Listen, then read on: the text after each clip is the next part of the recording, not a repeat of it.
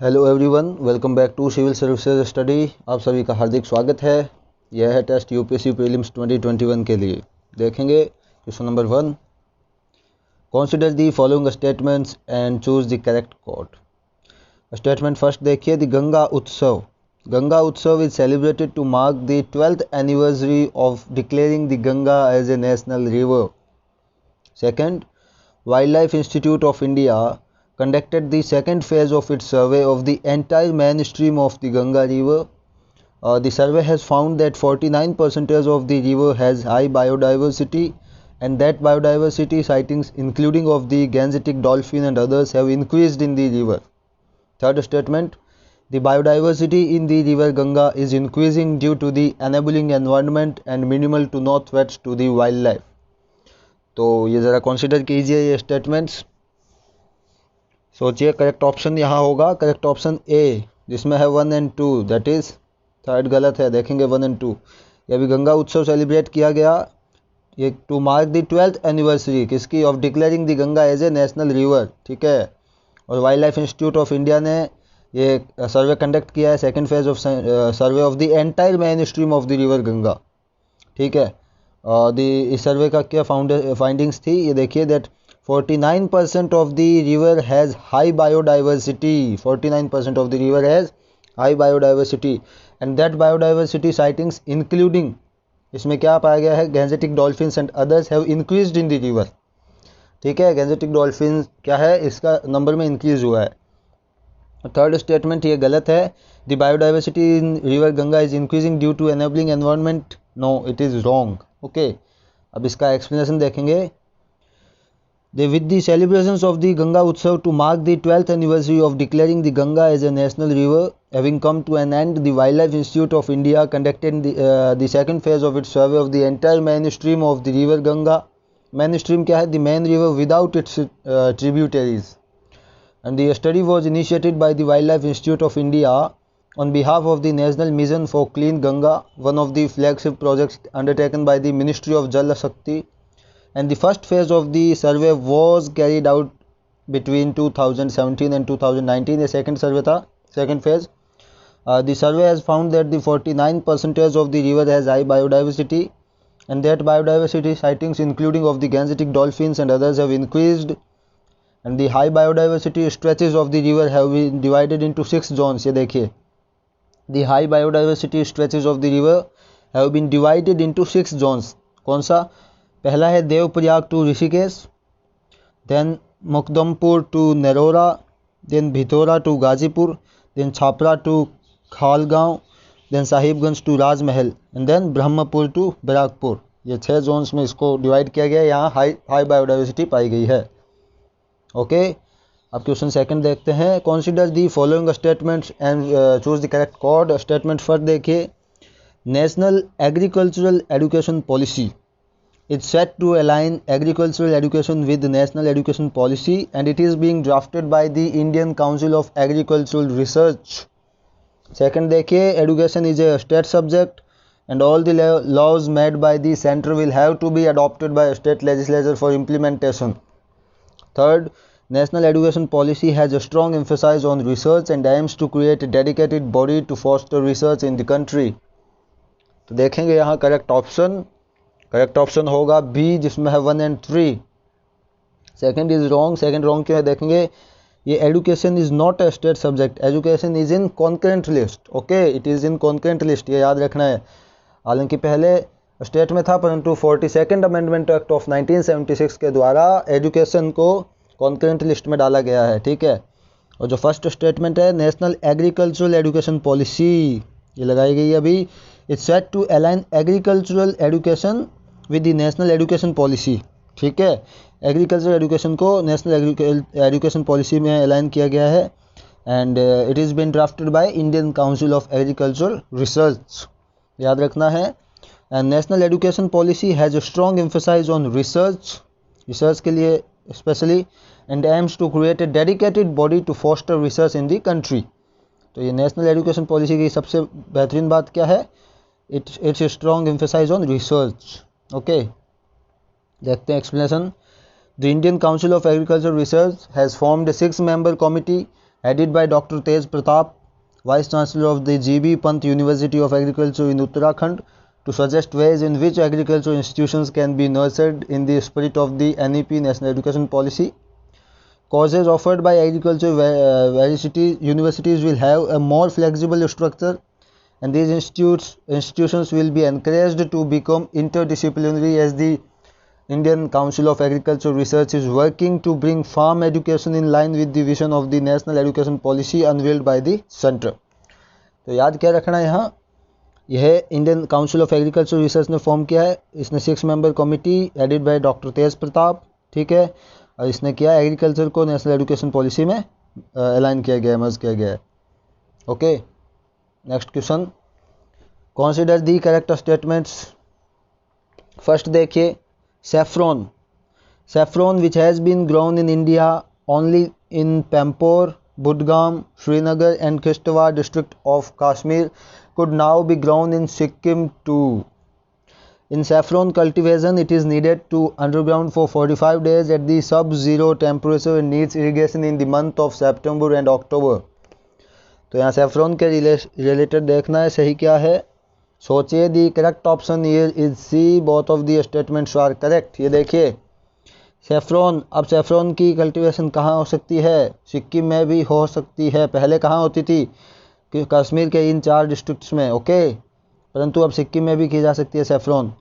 और in saffron cultivation it is needed to be underground for 45 days के लिए underground में एट सब ज़ीरो टेम्परेचर. एंड इरिगेशन कौन से मंथ में होता है, सितंबर अक्टूबर. तो ये सैफ्रॉन के रिलेशन में इंपॉर्टेंट क्या बनता है, सैफ्रॉन अब सिक्किम में भी किया जाएगा इसका कल्टीवेशन. ये देखिए, saffron cultivation has long been restricted to a limited geographical area in Jammu and Kashmir, mainly Pampore, followed by Budgam, Srinagar, Kishtwar district. The Botany and Horticulture Department of Sikkim Central University carried out tests to understand the soil and actual pH conditions of Yangyang of Sikkim and found it comparable to saffron growing places of Kashmir. Saffron was grown across 1000 square meters. Once the quality of the saffron is assessed, this will be scaled up 10 times in Sikkim itself. And saffron needs to remain underground for about 45 days at sub-zero temperatures.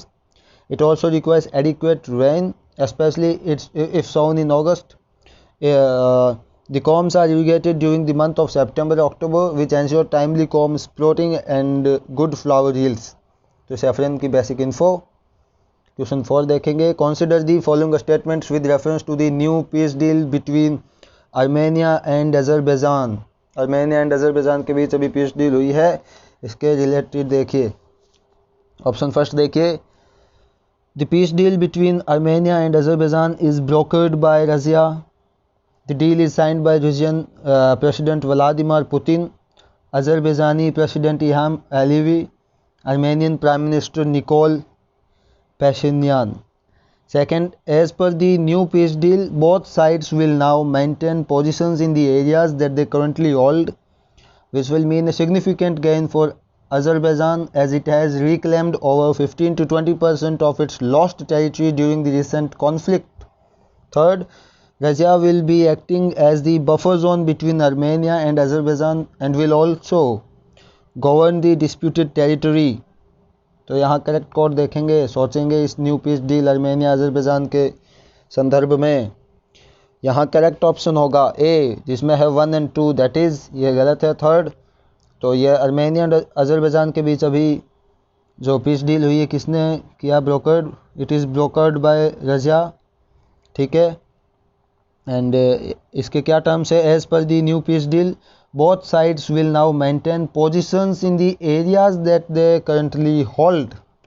Okay, इसमें क्या है, Azerbaijan के लिए फ़ायदा है because Azerbaijan ने जो reclaim की थी 15 to 20% of the lost territory, ठीक है, उस पर उसी का होल्ड रहेगा, तो अजरबैजान के कंट्रोल में रहेगी. एंड ये जो गलत है बिकॉज ये डिस्प्यूटेड टेरिटरी पे रशिया का होल्ड नहीं रहेगा, ठीक है. ये देखेंगे एक्सप्लेनेशन में इसका. The deal which is meant to end the conflict between the two nations was signed by the Russian president Vladimir Putin, Azerbaijan president Ilham Aliyev and Armenian prime minister Nikol Pashinyan. As per the new peace deal, both sides will now maintain positions in the areas that they currently hold, which will mean a significant gain for Azerbaijan.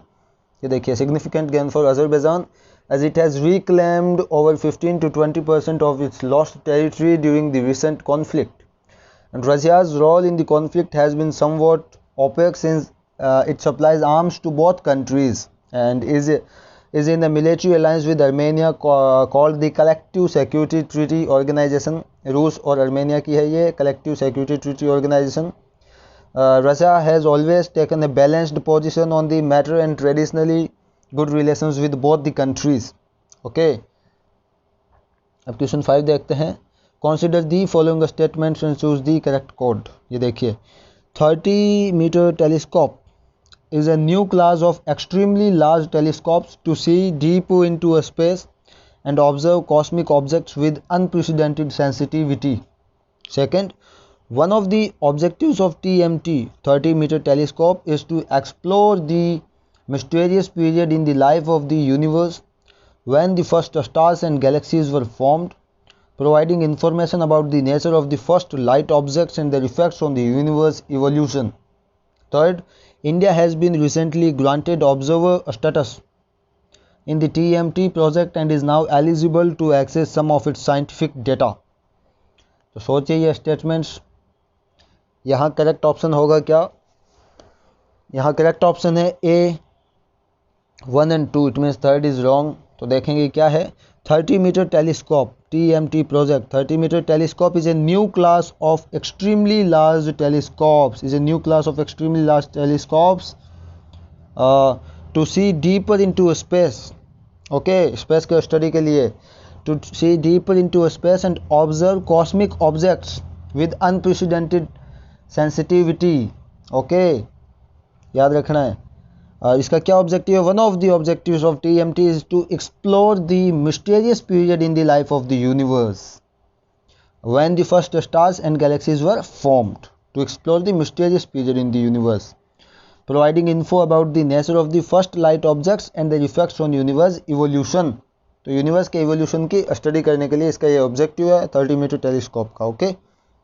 और third statement wrong है. India has been granted observer status in TMT project. No. देखते हैं इसका explanation.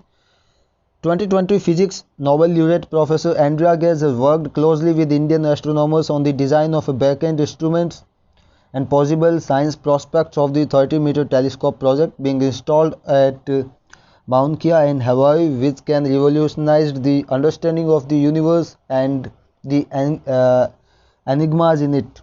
The TMT is a new class of extremely large telescopes that will allow us to see deeper into space and observe cosmic objects with unprecedented sensitivity. It will allow astronomers to explore the mysterious periods in the life of the universe when the first stars and galaxies were formed, providing info about the nature of the first light objects and their effects on universe evolution.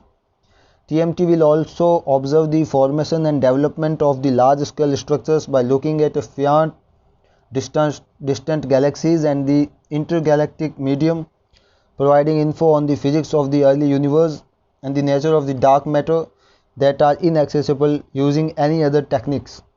It will also help to detect and investigate black holes that reside in the center of many distant galaxies, as well as study in detail the black hole in the center of our own Milky Way. तो याद रखना है TMT project के बारे में. 30-meter telescope, इसका objective क्या है man? To explore the universe evolution. Okay. Question 6 देखिए. With reference to the Panna tiger reserve consider the following statements. Okay. Panna tiger reserve in Madhya Pradesh is included in the global network of biosphere reserve by the United Nations Educational, Scientific and Cultural Organization UNESCO. Second, as per United Nations, the biosphere reserves are the regions where there is an effort to reconcile the differences between humans and biodiversity and where biodiversity is preserved. तो देखेंगे यहाँ correct option होगा C. Both of the statements are correct. That is Panna Tiger Reserve is in Madhya Pradesh. Okay. It has been included in the global network of biosphere reserve by UNESCO. UNESCO ने अभी Panna tiger reserve को global network of biosphere reserve में include किया है. और as per United Nations, ये देखिए biosphere reserve क्या होते हैं? Biosphere reserve are the regions where there is an effort to reconcile the differences between the humans and biodiversity and where biodiversity is preserved. तो ये है बायोस्फीयर रिजर्व की definition as per the United Nations. And अभी Panna tiger reserve को global network of biosphere reserve में include किया है। Okay, ये देखिए Panna Tiger Reserve in Madhya Pradesh is included in the global network of biosphere reserves by the UNESCO. Panna Tiger Reserve spans over 576 kilometers in Panna and Chhatarpur district of Madhya Pradesh. The Ministry of Environment, Forest and Climate Change declared Panna Tiger Reserve as a biosphere reserve in 2011, and the report by the All India Tiger Estimate made by Madhya Pradesh, the state with the highest number of tigers. ये देखिए Madhya Pradesh the state with the highest number of tigers. The state had a total of 526 big cats according to 2018 census. After Madhya Pradesh, Karnataka and Uttarakhand have the highest number of tigers. सबसे ज़्यादा tiger कहाँ पाए गए हैं अभी census के मुताबिक? मध्य प्रदेश में, then Karnataka, then Uttarakhand. Okay, according to the United Nation. अब देखिए ये biosphere reserve is where the international agency tries to reconcile the difference between the human activity and the preservation of the biodiversity. Every year, UNESCO designates new biosphere reserves and remove others to promote the conservation of biodiversity and resolve the man-animal conflict at that site and enable sustainable use of natural resources. Okay, तो ये याद रखना है। अब question 7 देखेंगे। With reference to academic freedom index, consider the following statements and choose the correct code. Academic freedom index. First देखिए, India's low score on academic freedom index is due to the fact of political and bureaucratic interferences in the universities. National Education Policy 2020 aims to solve this problem by giving higher autonomy and reducing the large number of regulatory bodies. तो देखेंगे academic freedom index के regard में इसकी findings वगैरह। तो यहाँ correct option होगा C, both of the statements are correct. देखेंगे इंडिया का लो स्कोर हुआ है इसमें एकेडमिक फ्रीडम इंडेक्स में। इसके क्या कारण है? Due to the fact of political and bureaucratic interference in the universities. ठीक है, इंटरफेरेंस बहुत है। और जो ये NEP 2020 है इसका है it aims to solve this problem by giving higher autonomy. कैसे सॉल्व करेंगे? By giving higher autonomy and reducing the large number of regulatory bodies. ये इंपॉर्टेंट। ये देखिए India has scored considerably low in the International Academic Freedom Index with a score of 0.352, which is closely followed by Saudi Arabia and the Libya. Specifically, the index and accompanying report try to quantify the freedom of university scholars to debate politically and culturally controversial topics without fearing for their safety or studies and without any external influence on the institution's affairs, based on a combination of factual data and assessments of 1800 academicians worldwide. तो याद रखना है, ठीक है, academic freedom index. अब question 8 देखिए। Which union ministry has recently launched a national portal for transgender persons and Garima Griha and shelter home for transgender persons? कौन सी मिनिस्ट्री ने किया ये? करेक्ट ऑप्शन है ministry of social justice and empowerment. Okay, it has launched an national portal for transgender persons, ministry of social justice and empowerment. ये देखिए question 9 देखिए।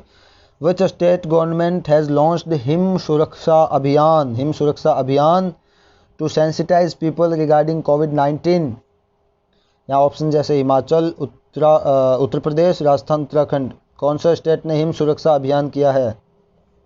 यहाँ करेक्ट ऑप्शन होगा ए, हिमाचल प्रदेश। हिमाचल प्रदेश में चला ये हिम सुरक्षा अभियान। किस रिगार्ड में? टू सेंसिटाइज पीपल रिगार्डिंग कोविड-19। Last question 10। Which state has India's first moss garden that was inaugurated by Rajendra Singh Ramon Magsaysay awardee?